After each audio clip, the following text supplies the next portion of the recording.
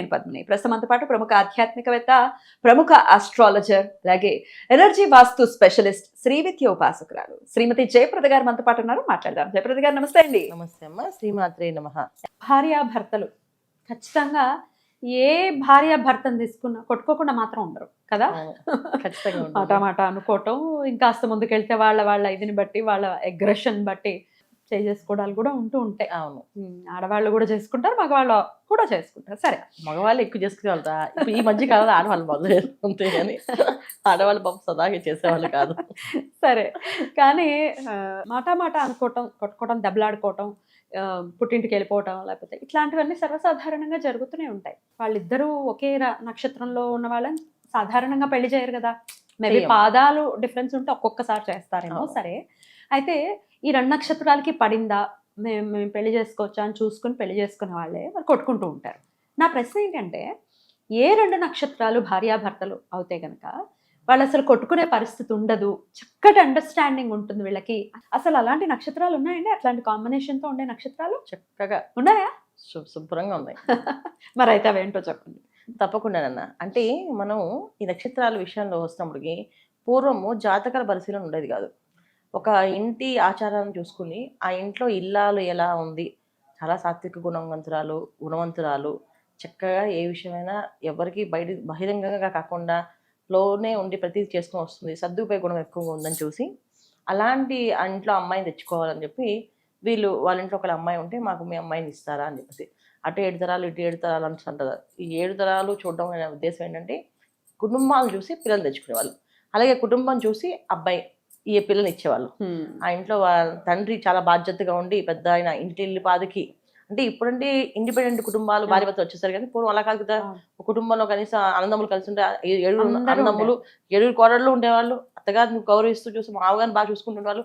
కొడుకులు అందరూ తల్లిదండ్రులు గౌరవిస్తూ ఉండేవాళ్ళు. ప్రతిరోజు పండగలా ఉంటుంది, పండగలా కలిసి చాలా చక్కగా అంత అన్యోన్యంగా ఉండే కుటుంబాలు వెతుక్కొని ఈ కుటుంబంలో మా అమ్మాయిని ఇస్తే సుఖంగా ఉంటుంది అని అమ్మాయిలు అనుకునే వాళ్ళు, అబ్బాయిలు అనుకునేవాళ్ళు.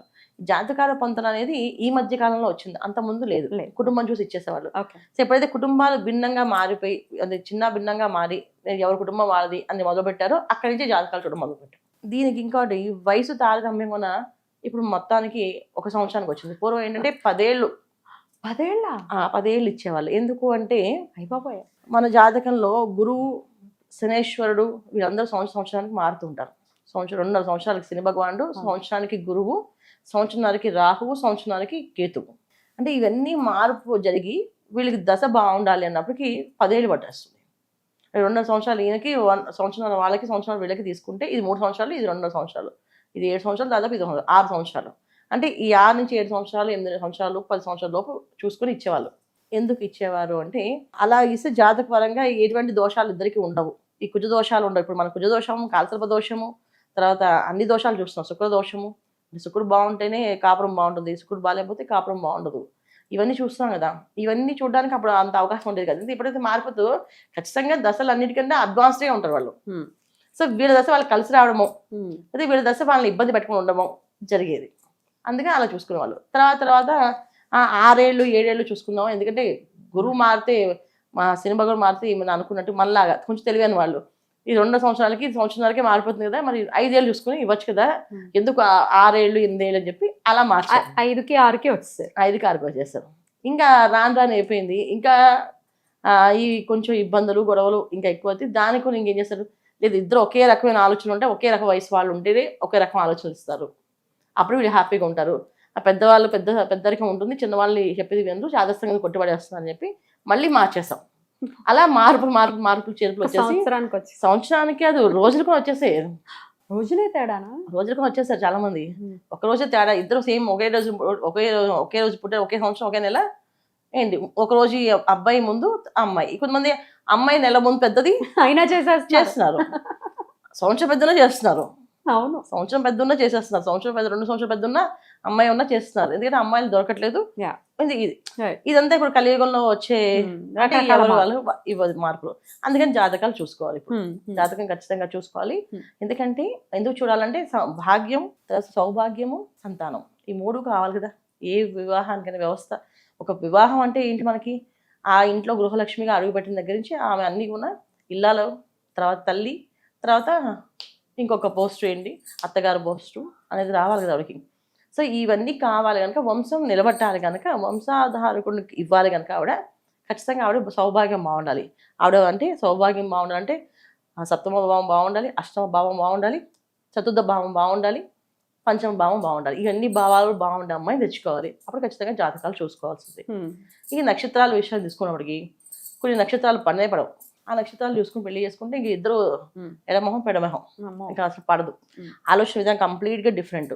ఈ డిఫరెంట్గా ఉన్న వాళ్ళని మనం చేస్తామండి పెళ్ళిళ్ళు, కష్టపడతాం. కొంతమందికి ఆలోచన భావం బాగుంటుంది, అది ఖచ్చితంగా అదృష్ట యోగాలు ఉంటాయి. ఏ 2 నక్షత్రాలకు బాగా పడుతుందని అనుకోవచ్చు మరి? ఏ నక్షత్రాలు మీరు తీసుకుంటే నేను మీరు చెప్తే ఆశ్చర్యపోతారు, కానీ ఆ నక్షత్రాలు చాలా బాగుంటాయి, చాలా బాగుంటారు. ఈ నక్షత్రాల వల్ల ఏంటంటే నిజంగా ఈ నక్షత్రాలు నిజంగా ఎలా చేస్తామంటే పెళ్ళిళ్ళు అంటాం, కరెక్టే, పెళ్ళిళ్ళు చేయలేము, కానీ ఆ నక్షత్రాలకి కలిసి ఉంటాయి. ఏమిటండి అవి? తప్పకుండా చెప్తాను. Very interesting.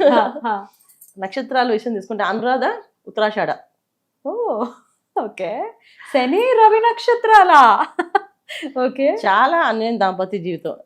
అనురాధ నక్షత్రం వాళ్ళు, రవి నక్షత్రం వాళ్ళు ఇద్దరు చేసుకోవచ్చు వివాహం. అనురాధ శని నక్షత్రం, అనురాధ శని నక్షత్రం, ఉత్తరాషాఢ రవి నక్షత్రం. అంటే శని నక్షత్రం రవి నక్షత్రం చేసుకోవచ్చు అండి. వీళ్ళు చాలా అన్యోన్య దాంపత్య జీవితం ఉంటుంది. ఎందుకంటే వీళ్ళ ఆలోచన విధానం, వాళ్ళ ఆలోచనలు రెండు సమానంగానే ఉంటాయి, ఎటువంటి ఇబ్బందులు ఉండవు. కానీ అందరూ అనుకుంటారు అది ఎలా చేస్తాం అని చెప్తాను. కరెక్టే, ఎలా చేస్తాం, అది 100%. కానీ ఇది కలిసి ఉండేవాళ్ళు చాలా పూర్వం చూడకుండా చేసుకునే వాళ్ళు, కలిసి ఉండేవాళ్ళు. తర్వాత పూర్వాషాఢ నక్షత్రం, పూర్వాషాఢ నక్షత్రము, మూల నక్షత్రము, రెండు బాగా కలిసి ఉంటాయి అండి. రెండు ధనుసు రాశిలోనే ఉంటాయి. సో ధనుసు రాశి వాళ్ళు ఎలా చేస్తామని అనుకుంటాం, కరెక్టే. కానీ ధనుసు రాశిలో ఉన్న నక్షత్రం పూర్వాషాఢ, మూల నక్షత్రం వాళ్ళు కలిసి వాళ్ళు మనుషులు తాగాలంటే వీళ్ళు తెచ్చి ఇచ్చేస్తారు. వాళ్ళు ఏం అడగట్లేదు, వీళ్ళకి ఏం తినాలనిపిస్తుందో వాళ్ళకి ఏం తినాలనిపిస్తుందో ఒకేసారి ఇద్దరు కనిపిస్తుంది, ఇద్దరు చేస్తారు. అలా చాలా మంది జంటలు నేను చూసాను. సీతారాముల్లాగే ఆలోచన విధానం, ఆలోచనలు, ప్రతిదీ. ఏమండి నేను అనుకుంటా మా ఆవిడ తెచ్చిస్తుందండి అని చెప్పేవాళ్ళు మగవాళ్ళు చాలా మంది ఉన్నారు ఈ విషయంలో. తర్వాత ఉత్తరా ఫాల్గుణ నక్షత్రము, మళ్ళీ అనురాధ నక్షత్రము, ఉత్తర ఫల్గుని అనురాధ. తర్వాత పుబ్బా నక్షత్రము, అనురాధ నక్షత్రము. ఓకే. ఏమిటి అనురాధకి ఇంత? అనురాధ నక్షత్రం మంచి నక్షత్రం, చాలా మంచి నక్షత్రం. అనురాధ నక్షత్రం, పుబ్బా నక్షత్రం. తర్వాత అనురాధ నక్షత్రం, హస్త నక్షత్రం. ఓకే. చాలా ఎంత ఈ మైండ్ ఫర్ ఈచ్ అదర్లా ఉంటాడు ఇద్దరు ఆలోచన విధానాలు ఎలా ఆలోచిస్తారు. మంచి చంద్ర నక్షత్రం, శని భగవాన్ నక్షత్రం. ఆయన ఆలోచన విధానం బాగుంటుంది. కన్యా రాశిలో ఉంటుంది, ఇది వృశ్చిక రాశిలో ఉంటుంది. ఆలోచన విధానం బాగుంటుంది. సో ఈ నక్షత్ర కాంబినేషన్లో మనం పెళ్లి చేసుకుంటే అమ్మాయిల్ని అబ్బాయిల్ని చాలా అదృష్టవంతమైన జీవితమే. మనం ఇంకా తీసుకుంటే మకా నక్షత్రం తీసుకోవచ్చు. మకా నక్షత్రం, అనురాధ నక్షత్రం. మళ్ళీ అన్నిటికీ అనురాధ కామన్ గా ఉంది. అనురాధ చాలా బాగా కలిసి వస్తుంది. అమ్మాయికైనా అబ్బాయికైనా. అనురాధ అమ్మాయి అయినా అబ్బాయి అయినా ఈ నక్షత్రం వాళ్ళకి కలిసి వస్తారు. మిగతా నక్షత్రాలు కలవరు. మిగతా నక్షత్రం వాళ్ళు చాలా మంది అమ్మ వీళ్ళతో అసలు పడలేకపోతుంది, తలనొప్పి, వీళ్ళకి ఉండే ఆలోచన విధానం వేరు, మా ఆలోచన వేరు, ఎందుకు ఇలా చేశారని చెప్పేసి. కానీ వీళ్ళు వాళ్ళని అనాలిసిస్ చేయగలుగుతారు. వీళ్ళు ఏ విధంగా చెప్తే వీళ్ళు మాట వింటారు, ఎలా పని చేయించుకోవాలి తత్వం తెలిసిన వాళ్ళు వీళ్ళు. అనురాధ నక్షత్రం. మళ్ళీ అనురాధ అశ్విని కూడా బాగుంటుంది చాలా. అశ్విని నక్షత్రం వాళ్ళు కూడా బాగుంటుంది. సూపర్. ఇంకా మనం తీసుకుంటే శతభిష నక్షత్రం, మృగశిర నక్షత్రం. అల్టిమేట్ కలిసి ఉంటారు. రాహు కుజులు అల్టిమేట్ వాళ్ళు. మళ్ళీ ఆ కాంబినేషన్ మనం ఇంకా తీయలేం. అలాగే మళ్ళీ రోహిణి నక్షత్రం, శతభిష నక్షత్రం చాలా బాగుంటారు. అసలు వాళ్ళు వేసే ఏ రకమైన అల్లరి చేసినా సరే దాన్ని వీళ్ళు కంట్రోల్ పెట్టేస్తారు. ఓకే. సో చాలా బాగుంటుంది. తర్వాత మళ్ళీ శతభిష, శ్రావణ, ఈ రెండు కూడా బాగుంటాయి. ఓకే. కాంబినేషన్స్ బాగుంటాయి. సో మనకి ఇన్ని నక్షత్రాలు ఉన్నాయి. మనం ఏంటంటే జాతకంలో ఇప్పుడు అందరూ ఏంటంటే ఆ పాయింట్స్ చూసుకుంటారు. ఈ పాయింట్స్ లెక్క ఎప్పుడు చేయకూడదు.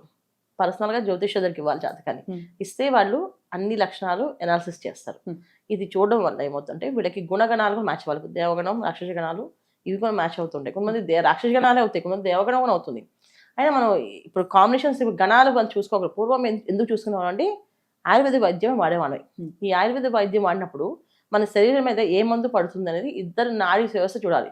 అంతర్నాడి, మధ్య నాడి ఉంటుంది. కానీ ఒకటే నాడి, మధ్య నాడి వాళ్ళు ఇద్దరు వివాహం చేసుకుంటే సంతానం ఒక ఇబ్బంది కలుగుతుంది. ఈ అమ్మాయికి పురుడులో సంతానం కోల్పోవడమో, లేకపోతే పురుడు నిలబడకపోవడమో, గర్భం నిలబడకపోవడమో ఇవన్నీ జరిగేవి. అందుకని చూసుకునేవాళ్ళం. ఇప్పుడు ఆ పాయింట్స్ సంబంధం లేదు. మీరు జాతకం చేసుకోవాలనుకుంటే ఆ జాతకాన్ని ఇస్తే డేట్ ఆఫ్ బర్త్ కాంబినేషన్స్, ఒక పేరు ఒక నెంబర్స్ అంటే పేర్లు పిలిచే పేర్ల వల్ల కూడా పనిచేస్తాయి. Okay. ఆ పేర్లు ఒక లక్షణాలు, తర్వాత ఈ నక్షత్రాలు, ఈ కాంబినేషన్స్ చెక్ చేసి ఎనాలిసిస్ చేసి నేను చేసుకోవచ్చు చెప్తాను. బ్యూటిఫుల్. సో అందుకని నేను ఇంత వివరంగా చెప్పాను అద్భుతం. చేసుకోవచ్చు అని చెప్పేసి. చాలా చాలా నిజంగానే ఆశ్చర్యపరిచారు ఈ కాంబినేషన్స్ విన్న తర్వాత.